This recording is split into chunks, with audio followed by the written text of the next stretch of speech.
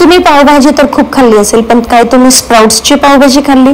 तर हो, आज मी हिरव्या मुगाचे स्प्राउट्स पासून पावभाजी बनवणार आहे आणि जी खाल्ल्यानंतर वाटणार देखील नाही की ही नॉर्मल पावभाजी आहे, ही खूप स्पेशल छान लागते. तर कुकरमध्ये बनवते झटपट. त्यासाठी तेल आणि बटर दोन्ही घेतलेलं आहे. त्याच्यामध्ये जिरे टाकलंय. जिरं तडतडलं की आलं लसूण पेस्ट, मग कांदा घातलाय. 2 कांदे बारीक चॉप करून घेतलेले आहेत. कांदा हलका परतला की त्याच्यामध्ये टमाटा सुद्धा हलकाच परतावायचा आहे. मग त्याच्यामध्ये बीटरूट, शिमला मिरची हे मिक्स करून घ्यायचं आहे. 2 मिनिटं हे पण सॉटे करून घ्यायचं आहे.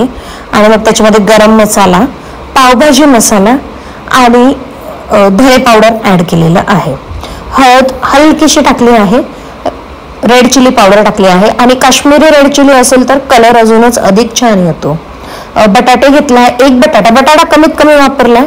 आणि इथे काही फ्रोझन माझ्याकडे होते जसं की पीज, बीन्स, कॅरेट, तर ते घेतलंय. आणि हलके स्प्राउट्स आलेले आहेत हिरव्या मूगला, पण पूर्ण स्प्राउट्स आले तर अजून मजा येतो. आता याच्यामध्ये आपण पाणी घालूया.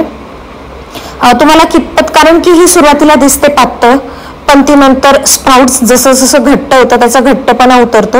म्हणून सुरुवातीलाच करताना ती पातळ ठेवा, म्हणजे ती 10 ते 15 मिनिटात हलकीशी घट्ट होते. आता आपण मीठ चवीनुसार टाकून कुकरला 3 शिट्ट्या करून घेतलेल्या आहेत.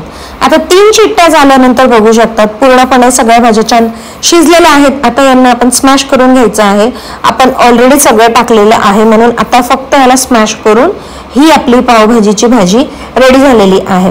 आता पाव रेडी करून घेऊया. तव्यावर इथे बटर घातलेलं आहे. त्याच्यानंतर त्याच्यामध्ये थोडंसं रेड चिली पावडर ऍड केलेलं आहे आणि पाव त्याच्यामध्ये भाजून घेणार आहे. तुम्हाला कसे पाव भाजलेले आवडतात, साधे की पावभाजी टाकून की रेड चिली टाकून, तर ते नक्की सांगा कमेंट सेक्शनमध्ये. तर हे पाव दोन्ही बाजूने छान परतून घ्यायचे आहेत आणि बस झालं आपलं झटपट. अगदी 20 ते 25 मिनिटात आपली पावभाजी रेडी होते.